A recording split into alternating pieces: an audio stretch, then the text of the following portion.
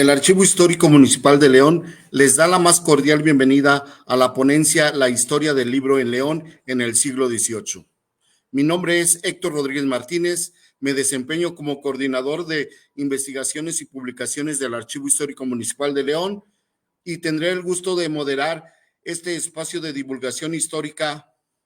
Antes de dar inicio a este espacio de divulgación histórica, queremos agradecer al presidente municipal de León, maestro Jorge Daniel Jiménez Lona, al secretario del Ayuntamiento, maestro Roberto Mario Enríquez Carrillo, a la directora general de Archivos de León, licenciada Luz Araceli Andrade Cifuentes, por su valioso apoyo para la divulgación de nuestra historia y la cultura a través de estos eventos y, por supuesto, a ustedes, nuestro amable auditorio, por su presencia.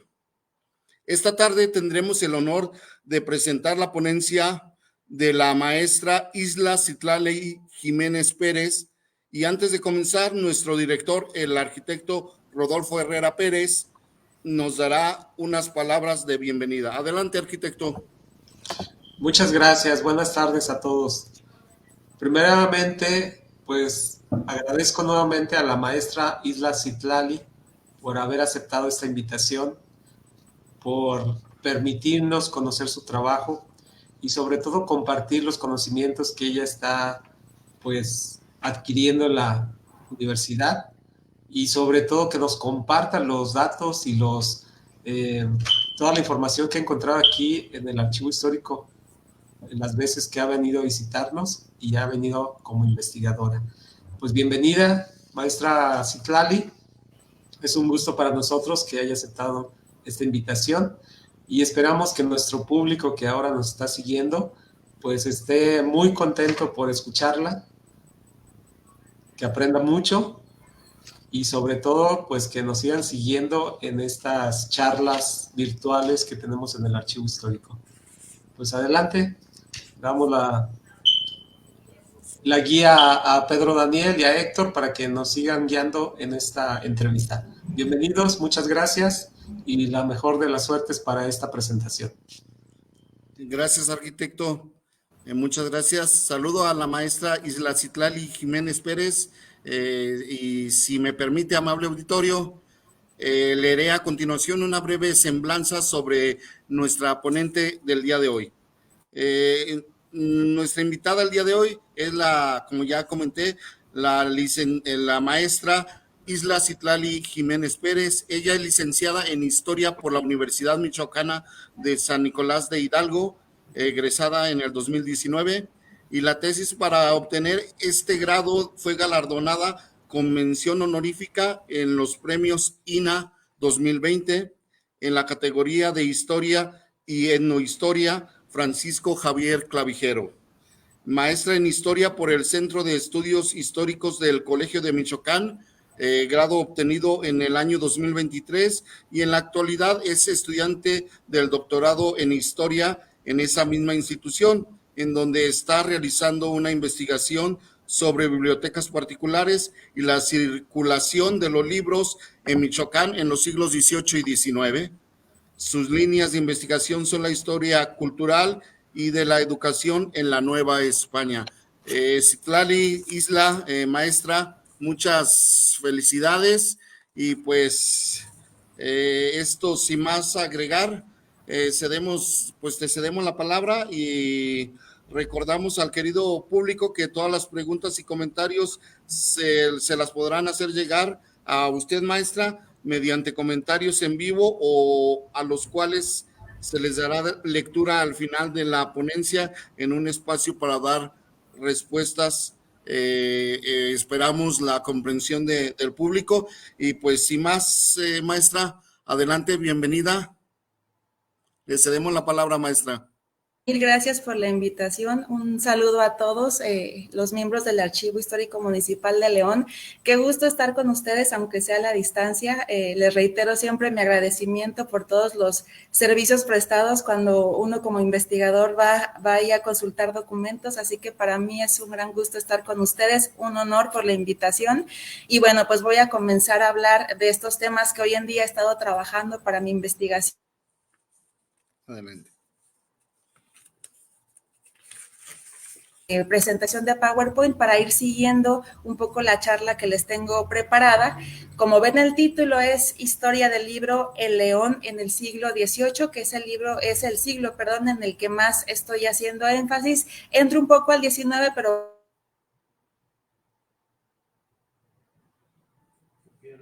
en mi Sí. tesis doctoral es una perspectiva de un obispado, del obispado de Michoacán, y entre ellos pues está la villa de San Sebastián de León, en la cual pues también me he enfocado a estudiar gracias a los documentos que ustedes tienen resguardados, así que voy a hacer solamente énfasis en esa villa en particular, pero seguramente en otro momento podremos hablar de otras realidades del obispado, comparar León con otras villas, con otras ciudades, o ya veremos la forma que me gustaría mucho compartirles la investigación cuando culmine. Así que bueno, habiendo dicho esto, quisiera comentar y pido por favor se pase a la siguiente diapositiva, que esta ponencia se va a dividir en varias partes. En la primera daré un panorama general de la historia del libro en la Nueva España para insertar a la Villa de León y a la venta de libros en ese lugar, y finalmente voy a pasar a algunos casos concretos de dueños de libros y bibliotecas que serán una ventana para conocer también a la sociedad leonesa de entonces. Eso me genera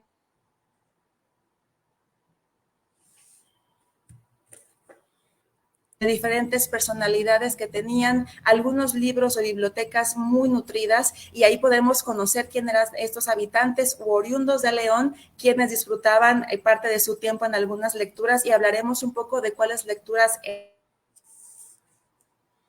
Se está cortando. Única por sí misma, pero sí vamos a ahondar en este aspecto de manera general. Voy a resaltar también la importancia de este tema, ya que para mí, y creo que todos podremos estar de acuerdo, es a través de los libros sociedad.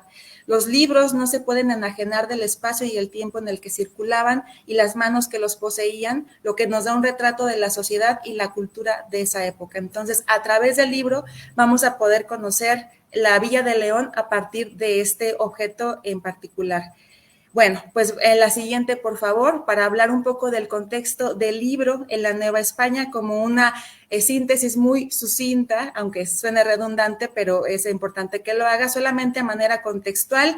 Quiero hablar de que el libro en la Nueva España fue un objeto que desde muy temprano se necesitó para la evangelización de los indios, la cual era una misión muy importante a ojos de los monarcas católicos. Estoy hablando del siglo XVI. Con esto también quedó patente que se debía de inaugurar imprentas de este lado del mundo para hacer que fuera más fácil imprimir los materiales que se necesitaban en esta temprana etapa de colonización, que empezaban a ir más allá de la mera evangelización y que ahora iban al gobierno, la administración y la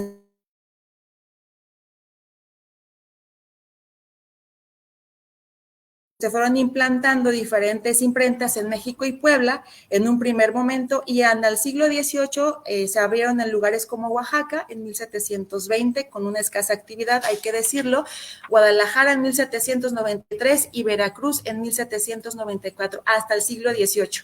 Así, el primer libro que se imprimió en la Nueva España fue 1532 o 1536, de título Escala Espiritual de San Juan Climaco y atribuido al impresor Esteban Martín, que estaba en la Ciudad de México, que fue traducido al castellano por Fray Juan de Estrada o de la Magdalena, y también lo refiere José Mariano Beristain y Sousa, que en 1537 como fecha de otro texto. Isla, Sí, perdón, disculpa que te interrumpa. ¿Me escuchas?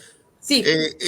¿Puedes hablar un poco más despacio? Lo que pasa es que tenemos problemas, se está constantemente trabando el audio, bueno, más bien deteniendo el audio. Entonces, si puedes ser un poquito, hablar un poquito más despacio para ver si no se interrumpe el audio, por favor. Sí, claro que sí, Héctor, gracias. Les Gracias, maestra. decía, no, a ti, el texto de Catecismo Mexicano,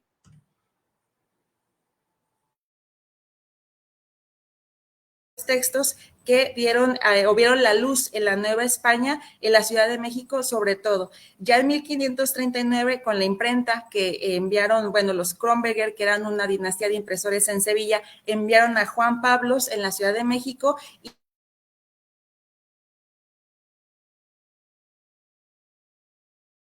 es decir, lo que hoy conocemos como lengua náhuatl, y castellana, que contiene las cosas más necesarias de nuestra Santa Fe Católica para aprovechamiento de indios naturales y salvación de sus ánimas.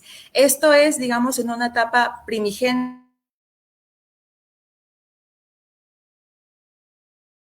de México, un poco en Puebla también, pero sobre todo, insisto, la capital novohispana era el centro de impresión y de comercio de la mayoría de las obras.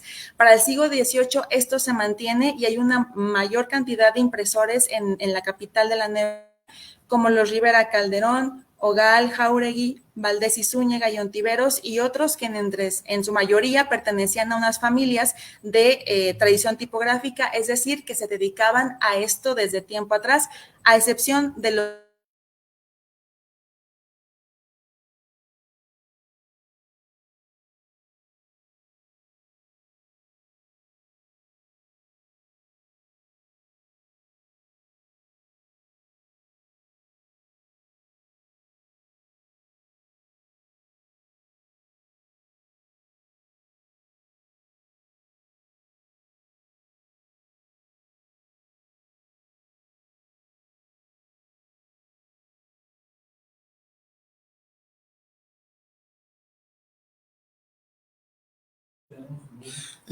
Una disculpa, tenemos problemas con el enlace en Zamora. Isla, ¿me escuchas?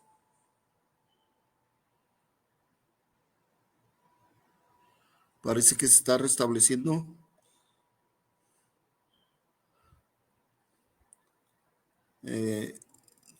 Ofrecemos una disculpa a nuestro auditorio.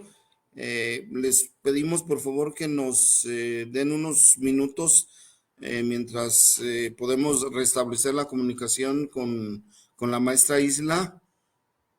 Por favor, esperen un momento.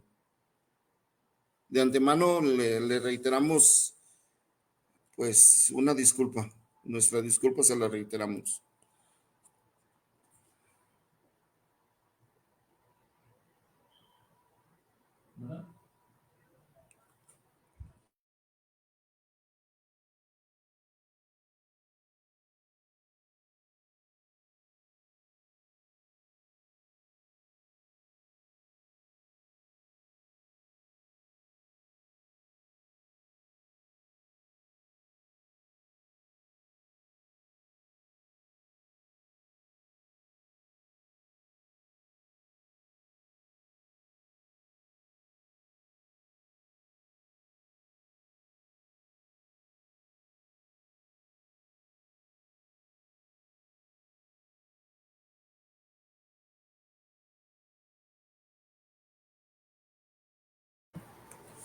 Amable auditorio, pues les comunico que estamos ya restableciendo la señal con la maestra Isla. Nada más les suplicamos que nos esperen unos minutos para volver a reiniciar este interesante tema.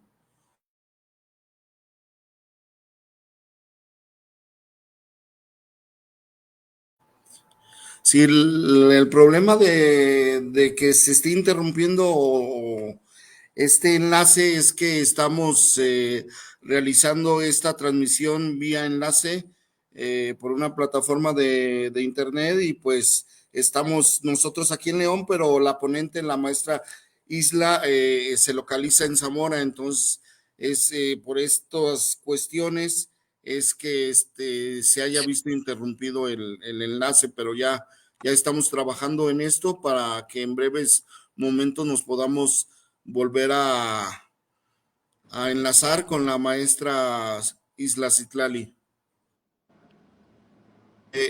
Maestra Citlali, ¿ya está lista? Sí, perdón, una disculpa, no sé qué pasó con mi red, pero ya estoy por aquí. ¿Sí me escucha bien? Sí, perfectamente. Ah, muy bien. Pues bueno, voy a continuar. Adelante, maestra, por favor. Muchas gracias, Héctor. Bueno, una disculpa por estos problemas técnicos, eso suele pasar con la Sí, virtualidad, pero claro, bueno. es normal, dentro de todo es normal. Sí, Adelante, muchas maestra. gracias. Bueno, siguiendo con esto, gracias por su paciencia. En lo que estaba hablando del siglo XVIII, hay mayor número de impresores. Les comentaba algunos casos en la Ciudad de México que tenían grandes tiendas de libros, tenían sus imprentas, ahí vendían libros de que ellos mismos producían, también de los que mandaban traer de Europa y otros cuantos de otras imprentas, sobre todo de Puebla, que era la que también producía una buena cantidad de libros en el escenario novohispano, obviamente me refiero a esa parte. Y lo que sí quiero mencionar es que esa producción novohispana siempre fue menor y nunca abasteció por completo el mercado del libro novohispano, por lo que los libros que más se circulaban en la Nueva España y por ende también en la Villa de León eran traídos de otros lugares de Europa, pero sobre todo en el siglo XVIII el libro español predomina mucho y los impresos en Madrid, los que eran de imprentas madrileñas eran los que tenían una buena circulación. Sin embargo, no vamos a evitar o hablar de la Inquisición ni del papel vigilante que tenía en estos materiales impresos que circulaban. Eso siempre hay que tenerlo en cuenta, ya que no es una época en la que circule libremente las ideas o el conocimiento, sino que había este control inquisitorial para evitar que se leyera algo en contra del Dios y del rey. Entonces, esto es lo del siglo XVIII. También encontramos un mayor número de lectores, un mayor interés por conocer de las noticias, de las novedades a través de la palabra impresa. La corona también, la corona española hace una serie de políticas proteccionistas para fomentar la producción española de los libros. Sin embargo, pasan algunas cuestiones muy importantes. Y también, antes de que lo olvide, el desarrollo de la prensa periódica es muy importante, la aparición de gacetas, que después van a transitar en el 19 a lo que conoceremos ya como periódicos o diarios ya establecidos. Entonces, esto también sucede en este momento, pero como les decía, en esta coyuntura pasa la Revolución Francesa, la intervención de Napoleón en España, estoy hablando de finales del siglo XVIII, inicios del XIX, también las abdicaciones de 1808 y las guerras de independencia con la América hispánica, lo que pone en alerta a la corona española. Hay un temor que se propaga entre las autoridades, quienes buscaron frenar esto, que no se leyeran este tipo de textos, que se evitara la circulación de estas ideas. Sin embargo,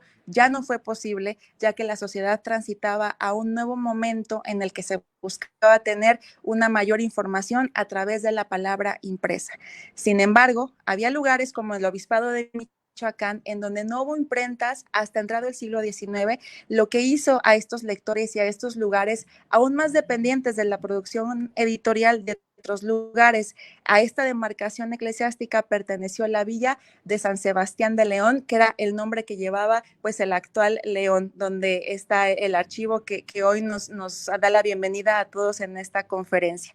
Y bueno, la siguiente, por favor, ya pasando, bueno, aquí está un pequeño mapa de ese tránsito de los libros desde España, saliendo en la mayoría del tiempo de Cádiz. Hubo un tiempo en que se habilitaron otros puertos, pero de ahí salían para llegar a la Nueva España, y a partir de ahí, de su descarga de estos cajones de libros, iban a diferentes lugares de la geografía novohispana, dependiendo de dónde los hubieran solicitado o quién hubiera pagado el flete y todo lo que conllevaba pues esta inversión, que no era menor, de mercancías europeas, entre ellos libros. Ahora sí, la siguiente, por favor. Vamos ya a hablar de la Villa de León en el siglo XVIII. Ya partimos de este breve contexto. ¿Dónde podríamos encontrar libros en la Villa de León en el siglo XVIII? Su venta estaba en las tiendas mestizas, que era por definición una tienda o un tipo de miscelánea donde se ofrecían venta de productos de Castilla, es decir, de España, y de la tierra, es decir, de la Nueva España, o en otras palabras, productos importados y locales de muy diferente tipo. En estas tiendas se podían encontrar muchos artículos como harina, café, cacao de Maracaibo, botones, telas, zapatos, de todo tipo de artículos comestibles y no comestibles, y entre ellos se encontraban algunos libros. Entonces, en la Villa de León, en el siglo XVIII, los libros se pueden encontrar ahí, al no haber imprenta, al no haber impresores, y esa situación se compartía con otros lugares del entonces Obispado de Michoacán, que es el que estoy estudiando. Estamos hablando del comercio permanente, las tiendas mestizas o fijo, más surtido de esta región, y generalmente estaban localizadas estas tiendas en el primer cuadro del lugar en el que estuvieran o alrededor de la Plaza Mayor, lo que les aseguraba estar al alcance de un mayor número de clientes. En mis búsquedas, he localizado hasta el momento 4 tiendas mestizas que vendían libros en la Villa de León de 1700 a 1813. No siempre todas las tiendas mestizas vendían libros. Ahí es donde uno tiene como historiador que ir registro tras registro viendo si aparecen libros entre todos estos artículos a la venta o no. Entonces he encontrado 4 muy importantes en esta temporalidad. Sin embargo, hay que decir que era poca la oferta de libros en las tiendas mestizas y generalmente se trataba de algunos libros religiosos que estaban a la venta, aunque en esto también hay excepciones. Es decir, había tiendas que ofrecían un poco más de variedad, pero no todas. Hay que señalar que había otras formas en que se podían conseguir los libros, como las almonedas, que corresponden a un sistema de comercio temporal de libros, ya que éstas se hacían al morir una persona, era el remate de los bienes que se le llamaban bienes mortuorios. Entonces, eso era otra forma de que los libros podían circular, pero sobre todo el comercio permanente de libros se daba en las citadas tiendas. La siguiente, por favor. Pero vamos a ver ahora un poquito más de quiénes eran estos comerciantes leoneses que vendían libros, de términos generales, cómo podemos caracterizar un perfil de estos, y después vamos a hablar de uno en particular para que podamos ponerle nombre a alguno de ellos y vean, digamos, en esta ahora ciudad de León, pues ese antecedente de esa circulación de libros y de quién los vendían. Bueno, sí, empezando con los vendedores de libros, estos estaban, como ya dije, en buena medida supeditados a otros centros de producción y comercialización de obras, dependencia que muestra la existencia de rutas comerciales, redes sociales, intermediarios y agentes. Es decir, tenían que tener contactos en lugares como la Ciudad de México, algunos... Isla, nuevamente te perdimos.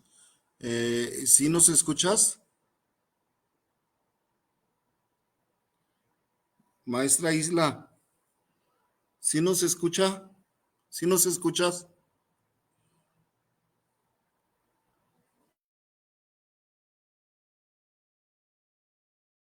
Micrófono, por favor.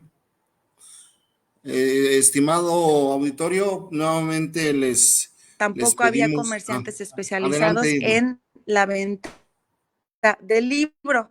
Ay, disculpen, ¿sí me escuchan bien? ¿Sí me escuchan? Maestra, Ah, fíjate gracias. que te No había volvimos a como perder hace registros, 2 minutos. sí. ¿Puedes regresar un poco a partir de esta Muy bien. viñeta? ¿Puedes volver a empezar el desarrollo de esta gráfica? Porque hace 2 minutos te perdimos.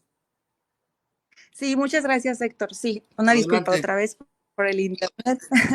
Bueno, sí, sin problema. Los comerciantes, les decía que los comerciantes de León, al no haber imprenta, ni librerías, ni un comercio, ni digamos, tiendas especializadas en el libro en la Villa de León, tenían que depender de los envíos que se hacían en otra parte de la Nueva España o mismo de España. Me mencionaba Cádiz, que algunos mandaban pedir los libros y otras mercancías desde allá, en Veracruz, que ahí es donde descargaban las mercancías que venían de Europa, y también, no menos importante, en la Ciudad de México, que era donde era el centro de comercio más importante en la Nueva España entonces. Entonces, eso es lo que explicaba antes de que se fuera la señal. Les comentaba también que estos comerciantes se pueden caracterizar como pertenecientes a un estrato medio o estratos altos en función de los cargos políticos o militares que tenían, las diversas fuentes de ingreso que tenían, además del comercio, que podían ser la minería o las haciendas. Esto es muy común encontrarlos en este tipo de comerciantes de libros en León. A pesar de las distinciones que había entre estos comerciantes, al ser las tiendas mestizas las más surtidas de la Mitra, sus dueños tenían una gran influencia en el mercado local y regional, además de detentar cierto poder político a través de tener algún puesto en el ayuntamiento.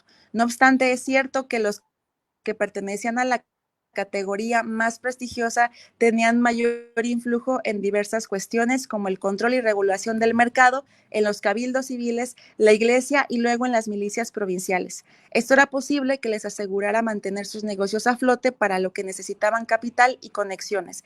Así, estamos ante un grupo que se consideraba el más dinámico de la economía regional, pero que no tenía un único perfil, y el común denominador, repito, de estos comerciantes del libro El León era la posesión de capital importante para invertir en una tienda tan amplia y de tantas mercancías diversas como lo eran las tiendas mestizas, entre ellos los libros.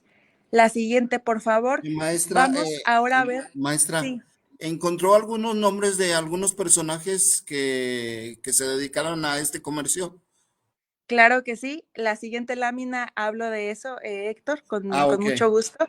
Sí, uno de gracias. ellos, no de nada, al contrario, uno de ellos, yo me podría pasar aquí horas, obviamente, hablando de estos temas con mucho gusto, pero digamos que para objetivo de esta ponencia seleccioné a José Casimiro de Olaes, que, respondiendo a tu pregunta, Héctor, y muchas gracias por hacérmela, es un médico, bueno, era un médico, un comerciante y un dueño de ganado, que tenía varios, digamos, animales en la inmediación de León, en la Villa de León, que fue casado con Ana María de Acosta y murió en 1775. A pedimento del padre de tratar los bienes y mantener a los 7 hijos que dejaron ellos dos en orfandad, porque murieron casi al mismo tiempo, se hizo un inventario de la tienda que ellos tenían en la Villa de León, de la tienda donde vendían libros. La mayoría de los libros que José Casimiro vendía en León eran de temática religiosa. Después hablaré un poco más al respecto, pero sí quiero decir que este médico era parte del sector medio de la sociedad leonesa de entonces, que también se dedicaba al comercio, diversificando sus ingresos, mas no tenía, al menos al momento de su muerte, cargos políticos. Sin embargo, aunque se dice poco los documentos, tenía ganado y bienes de campo, como se le conocía en la época. Es decir, era una persona que detentaba cierta profesión, en este caso ser un médico, pero también se dedicaba al comercio, a la agricultura y a la ganadería, siendo estas actividades muy rentables en un lugar como la Villa de León. Asimismo, José Casimiro de Olaya, como dije, era un lugar importantísimo para las mercancías y para los libros. Entonces, de manera general, aquí vemos a este personaje que tiene su tienda donde ofrece muchísimas mercancías y entre ellos algunos libros religiosos para los clientes que querían tener alguna lectura en sus casas. Entonces, este es un botón de muestra, por así decirlo, de uno de estos comerciantes, que, como ya dije, el común denominador era una posesión de un capital importante. Vemos que no solamente era médico, sino también comerciante y ganadero, lo cual nos habla de un estatus social y una posición que tenía en dicha villa. La siguiente, por favor.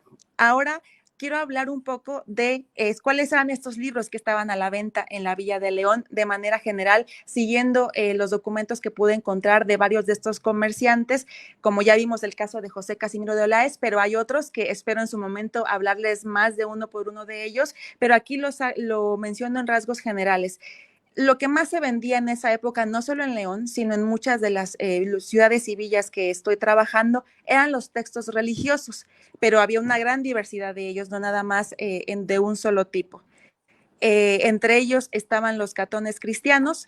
Ay, ¿sí me escuchan? Es que se bloqueó la Sí, pantalla, pero ¿sí me oyen? Ah, muy bien, gracias. sí, La adelante. mayoría eran textos religiosos, que son los que más aparecen en número en la época. Por ejemplo, otro comerciante, Héctor, que también aquí me aparece en León, Juan de Dios Gracias. Medina, quien además de comerciante era mayordomo de la cofradía del Divinísimo Señor Sacramentado, vendía en su tienda en 1785 6 catones cristianos. Los catones eran textos que tienen su origen en la antigüedad romana y que deben su nombre a su creador, Marco Poncio Catón, pionero de la escritura de estos para formar a la niñez bajo valores concretos y a su vez afianzar su aprendizaje de la lectura. Resulta complejo determinar de cuál obra se trata, ya que hubo varios textos con este título, como el Catón Cristiano y Catecismo de la Doctrina Cristiana para la Educación de los niños y provechoso para personas de todos los estados, escrito por el jesuita Jerónimo de Rosales e impreso en Valencia por la viuda de Jerónimo Conejos en el siglo XVIII, o el Catón Cristiano para el uso de las escuelas, publicado en Madrid por Miguel Escribano en 1773. Sin embargo, sea cual sea al cual se refiera este texto que vendía Juan de Dios Medina en León, el común denominador de todos estos es la enseñanza de leer y escribir a los niños a través de elementos de la religión católica. Entonces, esos libros se vendían en la Villa de León. Mientras tanto, el ya citado médico, comerciante y ganadero José Casimiro de Olaes ofrecía más variedad a su clientela. De los que más vendía eran las novenas, que es un punto muy interesante, ya que son libros con ejercicios devocionales hechos por 9 días con la intención de lograr la intercesión divina en alguna causa. En estos textos destaca la novena de San Benito de Palermo, que hay muchas en esa época que se dedicaron a este santo, por lo cual no nos es posible determinar exactamente de cuál se trata, pero sí podemos decir que Benito de Palermo era un santo franciscano negro que tuvo mucha aceptación entre los esclavos y libertos, que fue beatificado en 1743 y a quienes se le atribuían milagros en males de corazón y partos difíciles, además de curaciones milagrosas. Por esta razón, es posible que esta advocación haya tenido una buena acogida entre el sector de ascendencia negra en León, el cual era importante en número y no solamente en León, en general el Bajío, la población que hoy llamaríamos afrodescendiente era importante por el trabajo en las minas y en las haciendas.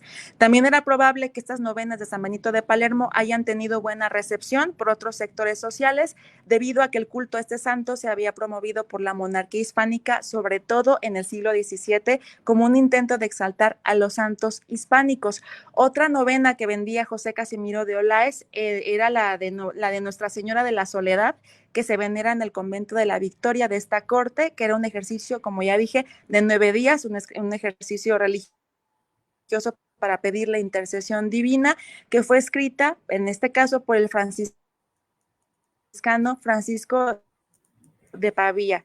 Esta advocación tiene una buena aceptación en la Nueva España y fue promovida en España por Isabel de Valois, que fue la esposa de Felipe II en el siglo XVI, que ya tenía buena presencia en Francia. El caso de José Casimiro de Olaes, que es uno de los comerciantes que más vende libros en la Villa de León en el siglo XVIII, también vendía textos que se conocían como cartillas, que eran para los niños también, los cuales eran cuadernos impresos con letras para enseñarles a leer y a escribir. También ofrece a sus clientes catecismos, siendo muy posible que se tratara de los del padre Jerónimo de Ripalda, que era el que más se usaba y del que también se traían de España ediciones, y en México y Puebla también se imprimían. Entonces, aquí estamos viendo un poco cómo se configura este mercado permanente del libro, qué es lo que se ofrece a los clientes en León en estas tiendas, y otro de estos libros fue el de Antonio de Nebrija, titulado La Gramática Latina. Este texto es muy leído en la época, incluso desde el siglo XVI, Antonio de Nebrija se convierte en un autor básico para aprender rudimentos de latín, que en la época seguía siendo el, la, la lengua del conocimiento erudito, y era un básico para Maestra, nuevamente la estamos perdiendo. carreras o Puede, ocupaciones de como médicos, abogados o eclesiásticos, ya que los textos de estas disciplinas maestra, estos campos maestra, del saber no. estaban muchas veces en latín. Entonces también, sí. Maestra, la estamos volviendo a perder. La última idea completa que pudimos escuchar fue acerca del padre Ripalda, Sí te pero ya cuando escucho, empezó a Héctor, hablar dime. de Antonio de Nebrija, empezó nuevamente a cortarse.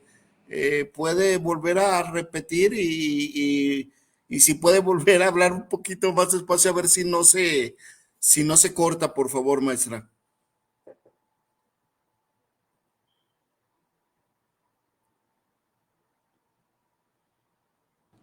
Al auditorio le ofrecemos nuevamente una disculpa.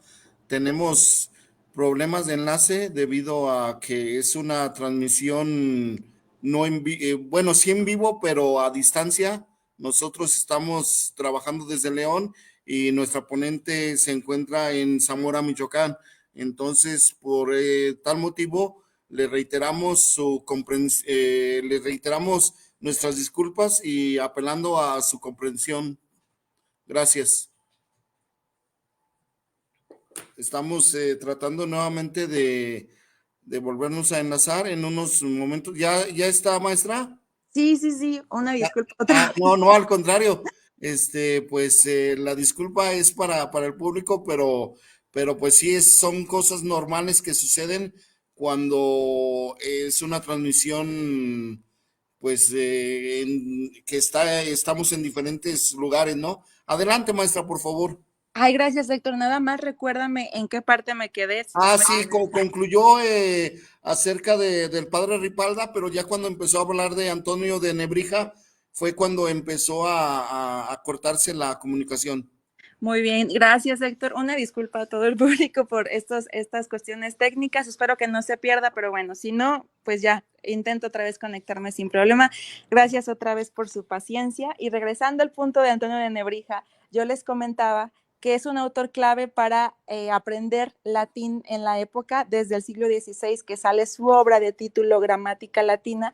Nebrija se posiciona como uno de los autores emblema de este tipo de temas y una pieza fundamental para ocupaciones como los abogados, los eclesiásticos y los médicos que tenían que saber rudimentos del latín o ser un poco más expertos en ellos, ya que los textos de estas carreras o estas más bien campos del saber no se constituían como carreras todavía como tal, eran en lengua latina. Entonces, en León encuentro la presencia de la venta de esta obra que era muy exitosa en ventas en la tienda de un personaje de nombre Lucas de Gaona. Entonces, digamos que de manera general, esto es la oferta del libro El León en este siglo. Obviamente es una muestra que yo extraje del archivo, seguramente circularon mucho más de estos materiales, pero digamos que en la muestra extraída de archivo encontré que estos eran los libros que se vendían por parte de estos comerciantes. La siguiente, por favor, y esperando que no se corte la señal. Sin embargo, ahora vamos a entrar un poquito a algunos poseedores de libros y bibliotecas en la Villa de León en ese siglo, ya que creo que es la manera en que podemos ver la circulación de las obras y ver otras que si bien no se vendían en las tiendas, podían tener un espacio en la librería o en los estantes de algunas personas y poder, como ya les dije en el inicio, ponerle nombre a estas personas para que veamos lo diverso que era la sociedad leonesa de entonces. Por lo tanto, de los muchos que yo pude recuperar en el Archivo Histórico Municipal de León, he seleccionado a 4 personajes: el doctor en teología Tiburcio Camiña, el corambrero José Vicente Miranda, María Josefa Pérez Franco y por último el teniente coronel Francisco Castillo, todos oriundos u vecinos o residentes de la Villa de León. Entonces vamos a hablar un poco de estos personajes para ver qué libros tenían, quiénes eran, un poco de su trayectoria vital y así acercarnos más al libro en esta época que es el siglo XVIII. Entonces, la siguiente, por favor.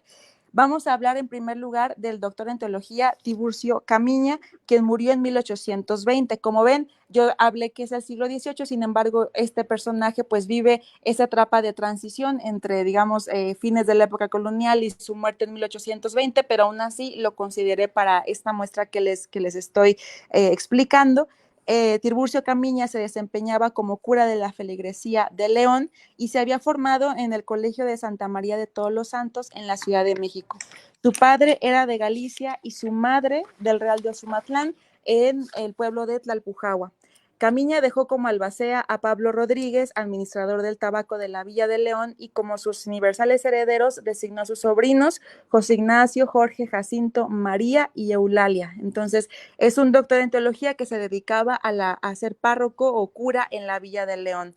En su biblioteca, la cual es muy extensa, debo decir, por ser doctor, muchas veces entre más títulos académicos tenía una persona, en este caso un doctor en teología, más libros podía tener. No siempre es el caso, a veces hay bachilleres que tienen una gran biblioteca, pero casi siempre a más preparación tenían mucho más libros. Este es un caso de ellos.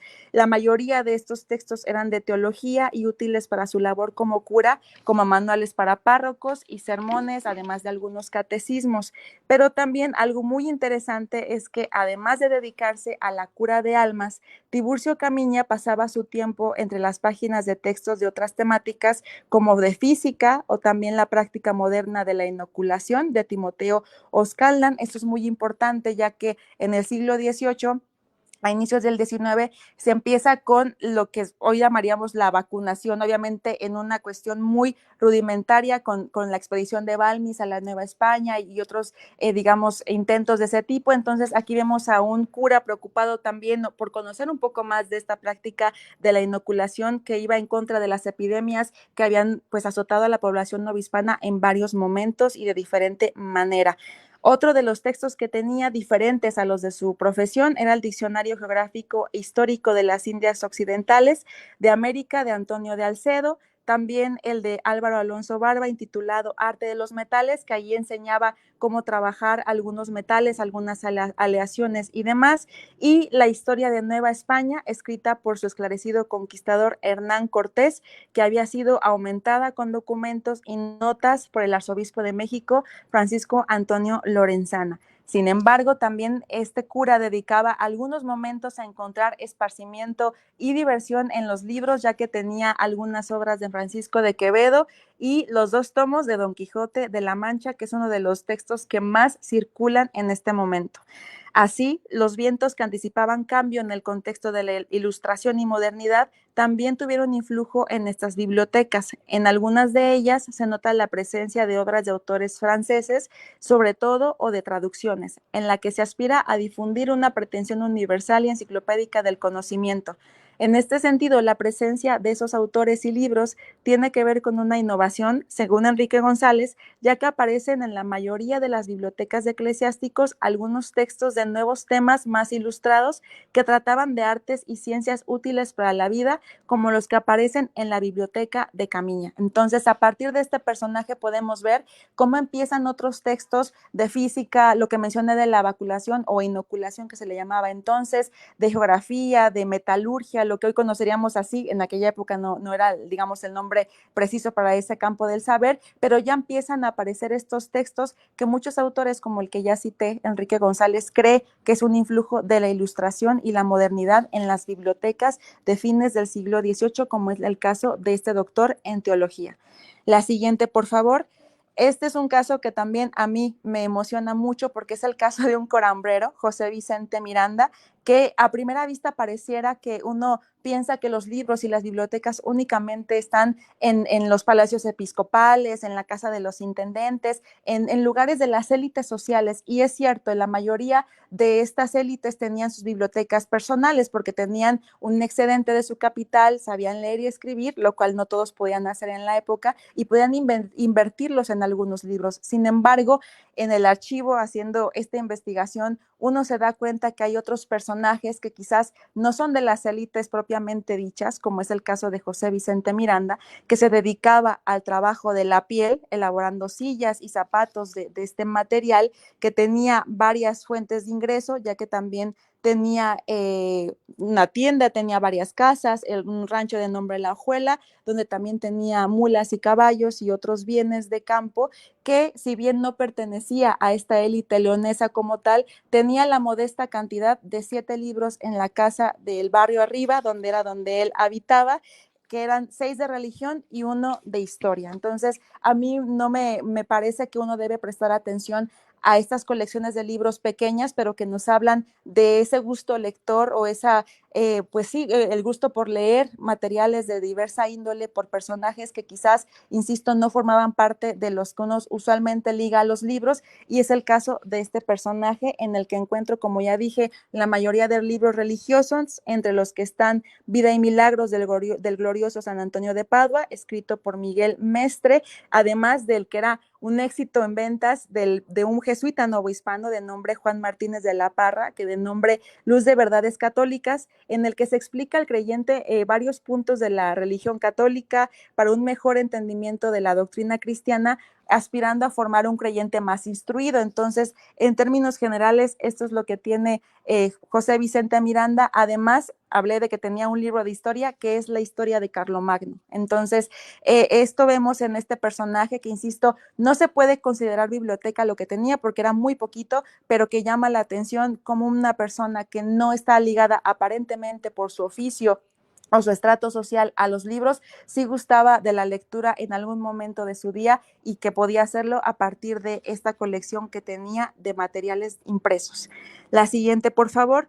Otra de las áreas que en la historia del libro es muy concurrida y que yo me alegro de encontrarme a personas así en los documentos son las mujeres, porque como bien saben, eran por su género, pues estaban un poco fuera de aprender a leer y escribir, algunas no tenían esa oportunidad, mucho menos de formarse académicamente como hoy lo podemos hacer. Entonces, cuando uno encuentra a estas mujeres lectoras o poseedoras de libros, en mejores términos decirlo así, pues es también una cuestión muy interesante, y la Villa de León no se queda atrás en ese aspecto, y aquí les pongo el caso de una mujer, María Josefa Pérez Franco, que era viuda del regidor José de Obregón, quien murió, esta mujer, en 1800. Tuvieron varios hijos, muchos de ellos posicionados en la, digamos, dentro del gobierno de León o de la iglesia. Por ejemplo, José fue también regidor de León, tuvieron varios hijos curas como Ignacio, Agustín, Miguel y otros, además de otras mujeres que también tuvieron una buena posición social. Entonces estamos ante una mujer que sí se había posicionado bien en la escala social en León, que había sido esposa de un regidor, como es el caso de José de Obregón, y pues que tenía, digamos, un papel importante dentro de las élites leonesas, y ella tenía una pequeña biblioteca de 12 títulos que rondaban entre temas como la religión, la familia, la educación y el hogar. Recordemos lo que ya dije, eran otro momento, entonces las mujeres, la mayoría de las que me he encontrado con libros, rondaban sobre este tipo de materias porque eran las que se asignaban al género que ellas tenían. Aquí nada más les sobresalto el caso de algunos de ellos. Por ejemplo, está uno que se llama Ramillete de Divinas Flores, escrito por Bernardo de Sierra, que ahí se organiza el día y el año a través de la religión católica, es decir, en el día a qué hora se rezaba, a qué hora podías descansar, el mes tal, qué se debía de hacer. Entonces era toda una organización del tiempo prácticamente de la persona o de la vida de la persona en torno a festividades y cuestiones del dogma católico. Este libro lo tenía esta mujer. También tenía otro libro que se llamaba Vida Cristiana, de Jerónimo de Dutari, que era un texto que buscaba instruir al creyente sobre diversos temas religiosos, a manera de preguntas y respuestas entre un creyente y alguien que sí sabía un poco más. Entonces también lo tenía a esta mujer en su biblioteca. Y uno que escapa un poco de ese tema, pero sigue siendo parte de lo que se concebía como era una mujer que tenía que estar en el hogar, es otro texto que se llamaba o se llama Arte de Cocina, Pastelería, Bizcochería y Conservería, de Francisco Martínez Montaño, que fue muy conocido en la época y que era básicamente un recetario de cocina. Así, tenía varias recetas y, insisto, esta mujer, dentro de sus 12 libros que tenía en León, uno de ellos era este recetario de Francisco Martínez Montaño. Y bueno, ya para ir cerrando esta presentación, la siguiente, por favor.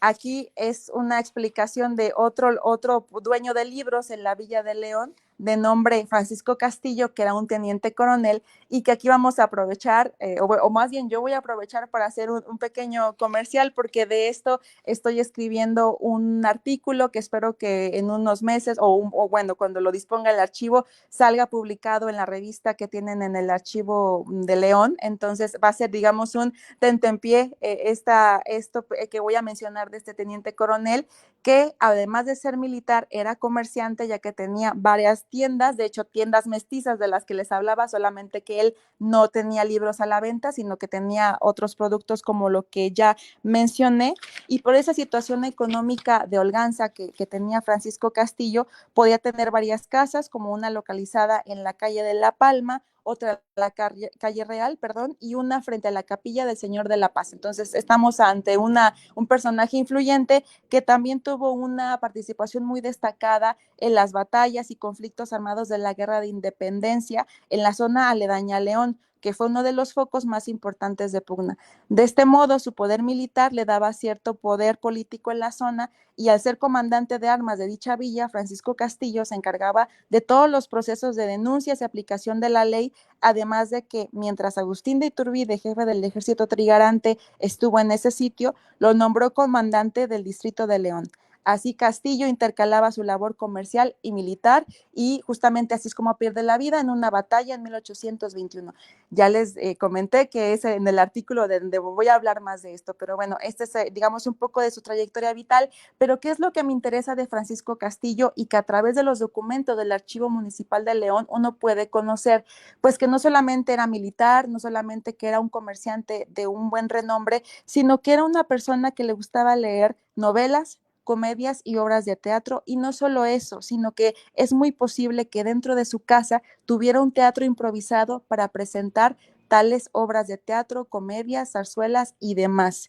A primera vista se podría pensar que este tipo de lecturas eran ajenas para un militar e incluso indiferentes. Sin embargo, a través de personajes como este se puede conocer más de cerca a la sociedad de entonces, ver su diversidad, sus lecturas, sus prácticas asociadas a ellas, y de esto y otros temas tratará lo que ya les comenté, la próxima publicación que se va a hacer en la revista del archivo, y que espero que sea de su interés. Entonces, aquí lo que quise que ustedes vieran o que viéramos todos en conjunto es una villa como León, cómo se venden los libros, cuáles son algunos de los comerciantes, cuál es una característica general de ellos, y después pasar a ver algunos de estos poseedores de libros entre mujeres, hombres de diferentes ocupaciones, para que veamos pues cómo transita estas obras en diferentes estratos sociales, y esto nos permita ver lo complejo que es estudiar la circulación de libros en ese momento, en ese lugar. La siguiente, por favor, ya para ir cerrando, algunas breves conclusiones de este trabajo que obviamente están para ustedes, digamos, estamos abiertos para dialogar con mucho gusto, pero digamos que para cerrar puedo decir que a través de este recorrido general sobre algunos aspectos de la historia del libro en León en el siglo XVIII, se puede ver la importante presencia que este tenía, encontrándose en manos de mujeres y hombres con diferentes ocupaciones, pero que dedicaban algún momento de sus días a su lectura. A su vez, los libros nos sumergen en el mundo social, la lectura y las prácticas sociales en torno al libro, lo que muestra a una sociedad compleja y diversa, a la que repositorios como el Archivo Histórico Municipal de León nos ayuda a conocer. Algo que no añadí aquí por escrito, pero que lo quiero decir verbalmente es: si bien no podemos asegurar que estas personas leyeron esos libros, porque eso no lo podemos saber, los que hacemos historia del libro tenemos que vivir con eso, ¿no? Pero el que los hayan tenido dentro de sus casas, en sus libreros, de sus anaqueles, en sus bibliotecas y demás, nos muestra que por lo menos sabían de qué se trataba la obra, algunos términos generales de la misma o del autor. Entonces, a partir de ahí podemos ver la circulación de ideas, de conocimientos, de prácticas, de autores, lo cual es muy importante. Y para este momento, con la Guerra de Independencia que se estaba avecinando y que después se gestó el tema de la ilustración, que también está presente, las ideas modernas y demás, no es menor. Así que es, digamos, una forma de que podemos conocer qué se estaba leyendo, qué circulaba no solamente por vía impresa, sino también oral, y eso nos acerca mucho a la mentalidad y al universo mental, en palabras de Robert Darnton, de una sociedad determinada, en este caso la Villa de León en el siglo XVIII. Y bueno, pues por mi parte sería todo. Quedo atenta a cualquier pregunta, comentario o sugerencia, y una vez más pedirle a la audiencia una disculpa por estos problemas técnicos. Nunca me falla el internet, pero justo ahora sucedió eso. Pero bueno, espero que se haya entendido, y si no, cualquier duda estoy a su disposición, y bueno, quedo al pendiente, y muchas gracias por la invitación otra vez. Muchísimas gracias, maestra Isla. Muchas felicidades. Muy, muy interesante el tema para los apasionados a los libros, a los bibliógrafos, pues mucho, muy interesante y más, más nos orgullece a nosotros como institución, al Archivo Histórico Municipal de León, que su investigación esté sustentada precisamente con fuentes de nuestra institución. Y claro, el tema es las bibliotecas, la historia del libro en León durante el siglo XVIII, pero sí, eso pues a uno como colaborador del archivo histórico, pues el saber que personas de su nivel, de su preparación académica, pues les interesen nuestros acervos y que acudan a nuestra institución para realizar sus investigaciones. Le reiteramos pues nuestro agradecimiento, maestra Isla, enhorabuena, felicidades y Muchas pues gracias. ahora, sí, adelante. Sí, muchas gracias. Nada más agradecerle Ok, y pasamos precisamente a hacer las preguntas. Tenemos a Leopoldo Medina, nos dice que si tiene algunos nombres de algunas imprentas y qué opina del libro de Ecomemoria Vegetal. Muchas gracias, Héctor. Muchas gracias también por la pregunta. En cuanto a nombres de imprentas, como ya mencioné, en el siglo XVIII no se encuentran en León ni en Guanajuato alguna.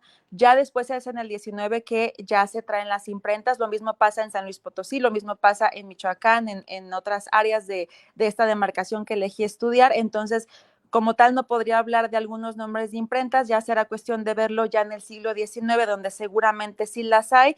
Y sobre este libro que me menciona, entre todas las enormes listas de libros que he transcrito y que estoy llenando mi base de datos al respecto, no me ha aparecido un libro de este título.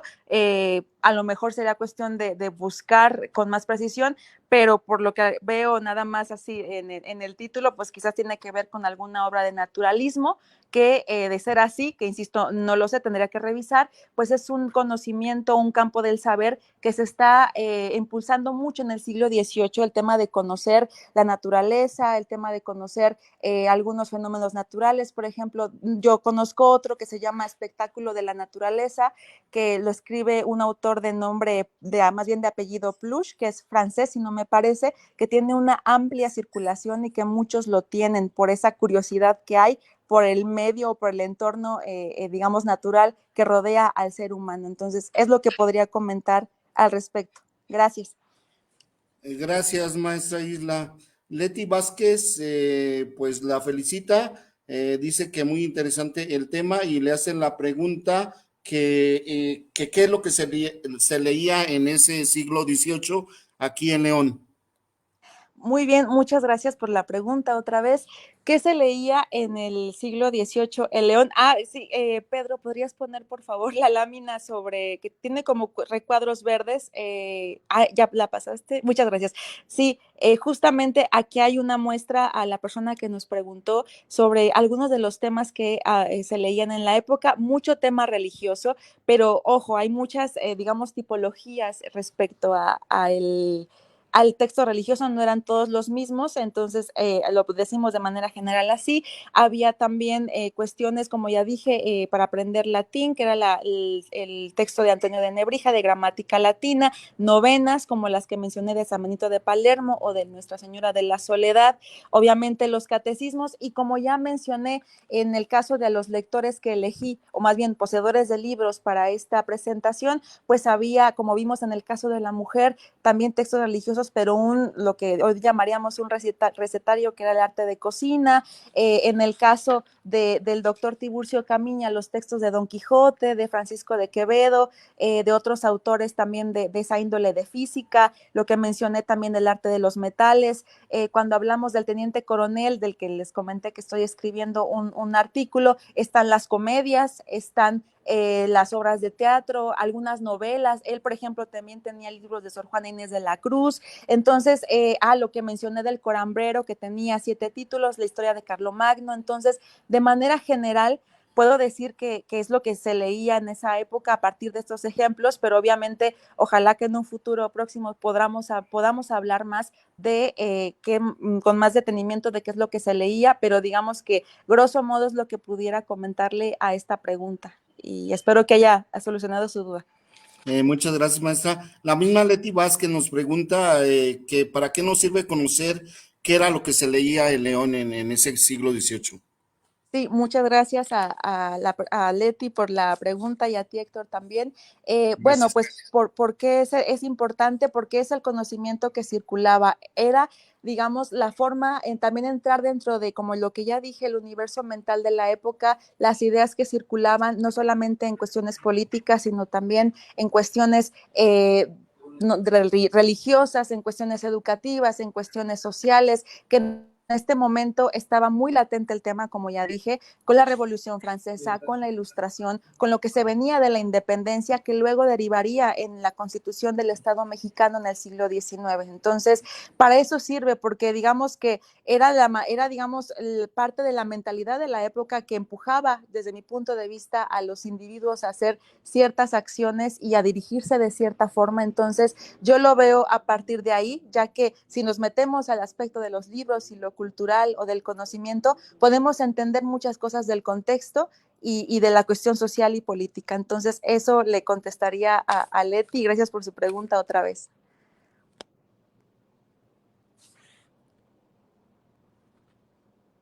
Ay, no alcanzo a escucharte. Perdón. Ah, sí, parece que se había Sí, perdido gracias, otra vez. maestra. Gracias por su respuesta. Juan Carlos Paz la felicita a la maestra Isla Jiménez. Dice que es muy interesante su participación en la historia del libro. Saturnino Cedillo también la felicita y dice, gran trabajo, maestra Isla. Ay, Tenemos muchas gracias.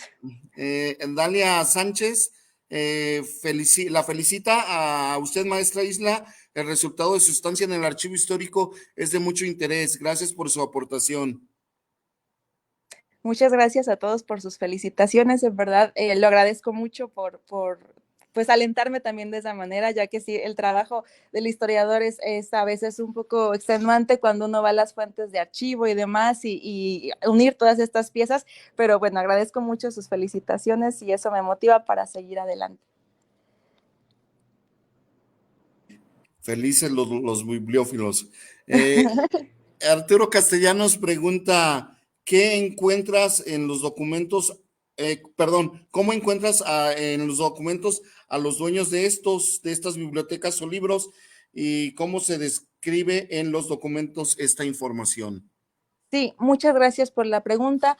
Lo que hay que rastrear aquí, respondiendo a esta persona que me cuestiona esta situación, son las sucesiones.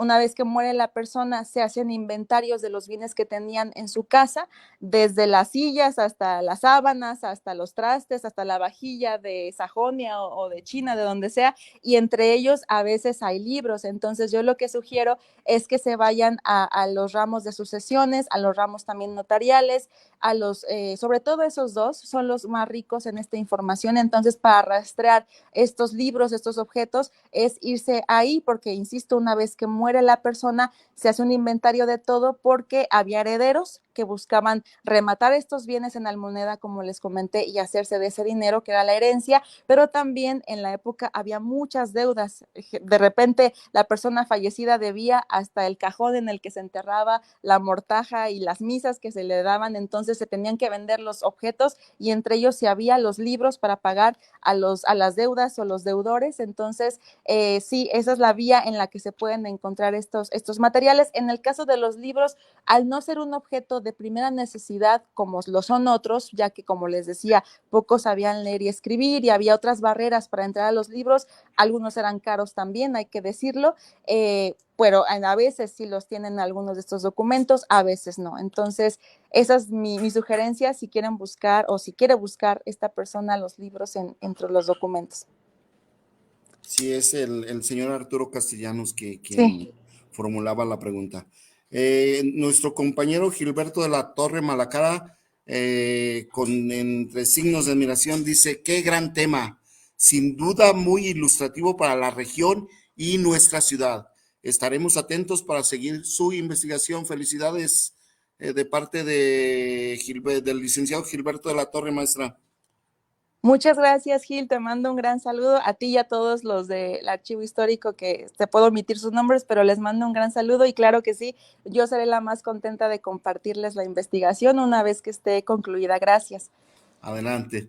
El arquitecto Jesús Acosta dice, muy interesante y novedosa.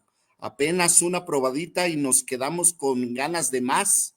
¿Su tesis doctoral ya se puede consultar o se encuentra publicada? Ay, muchísimas gracias a Jesús Acosta por este comentario. Todavía no la culmino, Jesús, estoy en eso. El siguiente año, si todo sale bien, que espero que sí, ya estará concluida la investigación. El Colegio de Michoacán sube inmediatamente todo en línea, entonces la pueden conseguir ahí, pero yo desde que fui al Archivo Histórico, y no dejarán mentir aquí los compañeros que me conocen allá, hice el compromiso de llevar unas tesis en físico para que se queden allá en su biblioteca, así que hasta el año que entra vamos a terminarla y vamos a hacer eso también. Entonces, no duden que terminando prácticamente estaré allá en León compartiendo con ustedes esto porque, insisto, el archivo me ha dado muchos, este archivo para construir mis ideas y mis hipótesis, así que el siguiente año será cuando comparta ya esto completamente. Pues muchas felicidades, maestra. Empieza la cuenta regresiva. Sí. Saturnino Cedillo pregunta, ¿qué libros se conservan en el Archivo Histórico Municipal de estos, seguramente de los que citó, maestra Isla? Sí, gracias por la pregunta. Bueno, pues en los archivos históricos no siempre se conservan materiales de fondo antiguo, materiales bibliográficos antiguos. Tengo entendido que en el Archivo de León sí hay algunos, los cuales pues no han sido muy estudiados por lo que sé. Tendría yo que cotejar mis listas con esos materiales que ustedes tienen bibliográficos antiguos, pero en general los que más bien encontrar estos materiales son en fondos antiguos. Por ejemplo, pienso para el caso de Guanajuato, en la biblioteca Armando Olivares Carrillo de la ciudad de Guanajuato, por ejemplo, la biblioteca Palafoxiana, la Biblioteca Nacional de la Ciudad de México. Entonces, es más en ese tipo de lugares donde podemos encontrar algunos ejemplares de estos libros, pero sería cuestión de buscar uno a uno si se refiere a la misma edición, del mismo título, para ver si es el que se trata.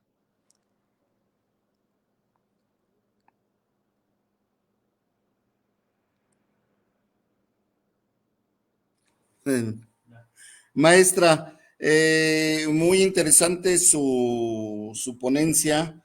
Me surgen algunos temas para la reflexión. Uno es el hecho de que el obispado de Michoacán, en el cual León era perteneciente, ¿por qué esta situación de que no había producción de libros aquí en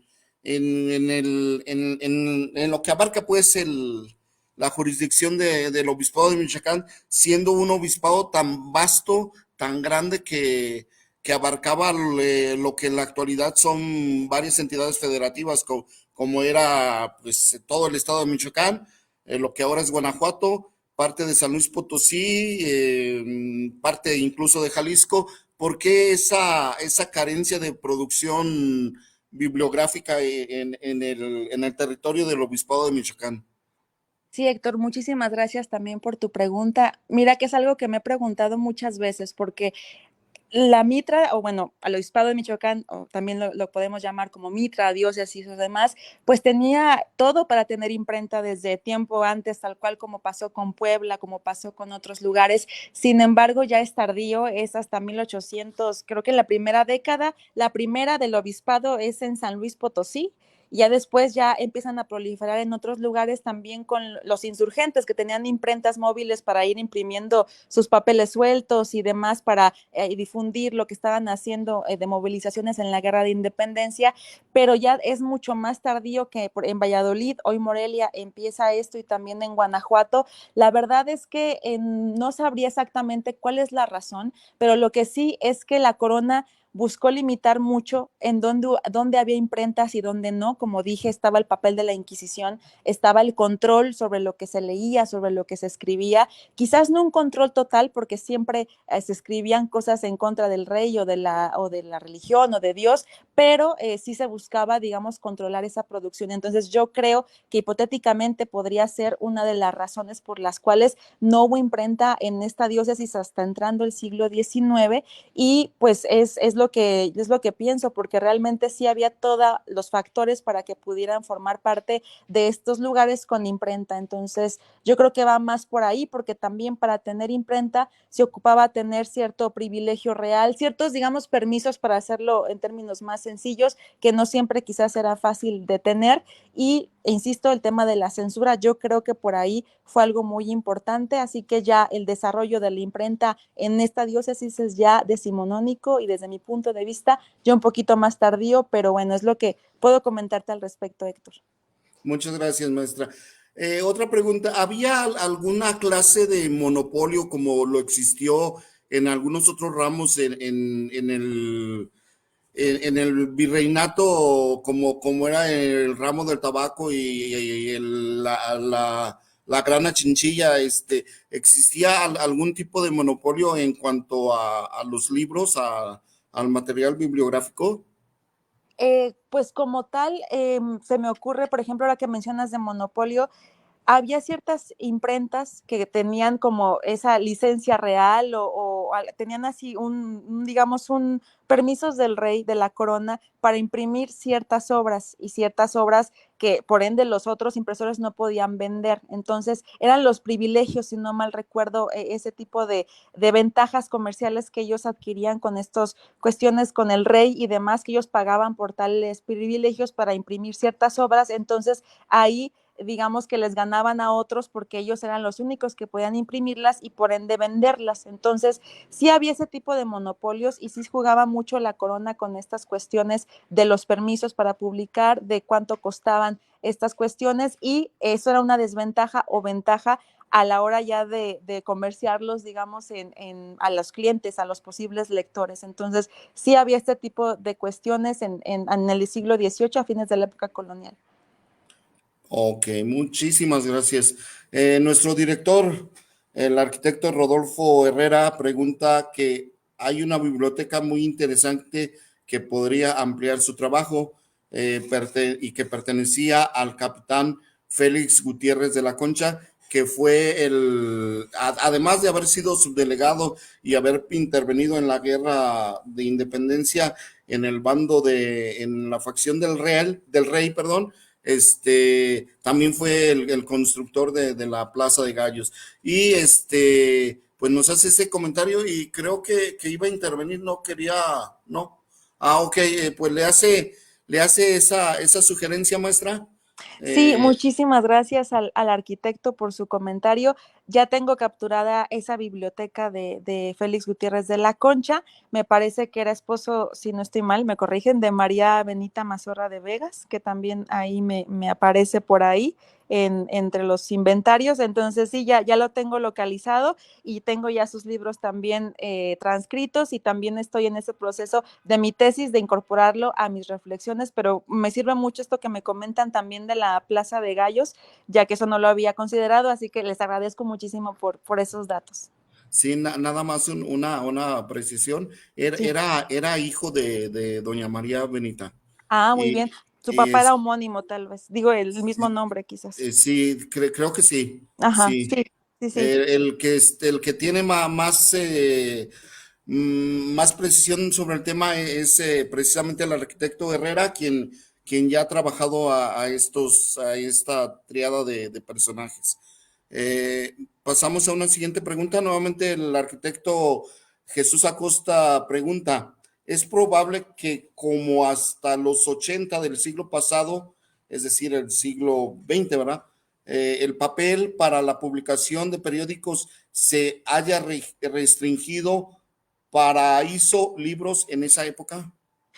El tema del papel también es un tema muy importante, ya que también sí, me parece que había un cierto control de la corona por el tema del papel para la impresión de ciertos libros. Hubo una época en la que el papel en España y también en la Nueva España no era muy abundante, era de mala calidad para imprimir ciertos libros. Entonces, sí es un tema también importante a considerar, ya que era el material donde se imprimían estos libros. Entonces, pues sí, aquí me menciona, a ver, voy a releer la pregunta, si se había restringido, pues más que restringido, no era siempre fácil conseguirlo, mucho menos de una calidad muy buena, lo cual se ve incluso cuando uno revisa estos libros en los fondos antiguos, pero así como tal una restricción, no diría que fue tal en el siglo XVIII, más bien pues había estas cuestiones que como les digo, no siempre se encontraba de buena calidad y eso impactaba pues en el precio y en el formato de los mil libros.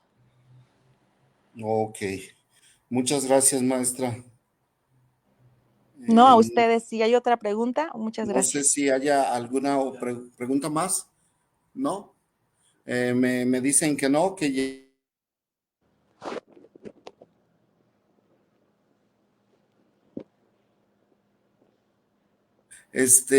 no hay preguntas, maestra. ¿Sí? ¿Puede prender su cámara Ah, sí, ya permítame, es que para ya. efectos de despedirnos? Sí, claro, sí. Pues en el contexto precisamente de este tema bibliográfico que está tratando usted, maestra Isla, quiero comentar a nuestro auditorio que precisamente en este año 2024 se están cumpliendo, o León está cumpliendo, mejor dicho, su segundo centenario, es decir, el bicentenario de haberse establecido en el estado de Guanajuato la primera biblioteca pública que en aquel año de 1824 se creó por decreto del Congreso del Estado, llamados en ese momento despachos de lectura. Pues entonces, en este contexto que nos está usted haciendo favor de introducirnos, pues nuestra ciudad, León, Guanajuato, está de plácemes. Y pues sería todo, maestra. Agradecemos su participación, agradecemos al auditorio presente que haya estado atento a esta ponencia de la maestra Isla Citlali Jiménez, recordando, querido público, que todas las preguntas, oh, perdón, que pues sigan con los eventos que el archivo histórico está realizando en vías de hacer presente la historia, que el auditorio esté interesado en la historia de nuestra localidad, de nuestra región, y pues a los investigadores hacerles una extensiva invitación para que acudan a nuestro repositorio y puedan llevar a cabo sus investigaciones. Un ejemplo de ello, pues, es precisamente la investigación que usted, maestra Isla, realizó aquí en nuestros fondos, en nuestros acervos, y que hoy pudimos ver reflejado en esta ponencia. Reiteramos nuevamente nuestras felicitaciones hacia su trabajo y pues enhorabuena, maestra, y esperamos pronto que esa tesis de doctorado esté lista y pueda ser patente y nos la pueda compartir. Claro que sí, Héctor. Muchísimas gracias a todos por escucharme, por sus preguntas, que todas fueron muy buenas. A ustedes por invitarme, por darme este espacio, que estoy muy honrada de estar aquí. Otra disculpa otra vez por estos problemas técnicos, pero bueno, creo que los solucionamos bien. Igual, ahí estoy al pendiente de cualquier cuestión. Ahí tienen mi contacto, si pueden facilitárselo a las personas que quieran hablar más sobre libros, lectura y demás cuestiones relacionadas a esto. Yo seré la más feliz de escucharlos y también saber qué piensan al respecto. Y bueno, simplemente agradecer. Espero verlos pronto en el Archivo de León y claro que sí, cuando termine esta investigación, ustedes serán de los primeros en poder leerla, que es algo que ya me gusta pensar en compartírsela. Muchas gracias por todo. Y además, pues, recordamos al público que próximamente en las páginas de Memoria Leonesa, órgano de divulgación del archivo histórico, pues tendremos su trabajo publicado próximamente. ¿Verdad, maestra? Así es, ¿verdad? Sí, así es. Espero que les guste también. Ya después en su momento hablaremos de eso, pero ya les di una pequeña probadita de lo que será y sí, en unos meses más pues estará por ahí circulando. Muy bien, muchas gracias. Nuevamente reiteramos nuestras felicitaciones y pues nos despedimos hasta aquí, pero seguimos en contacto, maestra. Muchas gracias. Gracias a ustedes. Hasta luego. Pues agradecemos a a nuestra ponente y al público presente. Con esto concluimos este evento y les invitamos a mantenerse al tanto de nuestras redes sociales para nuestros próximos eventos. Muchas gracias. Buenas noches.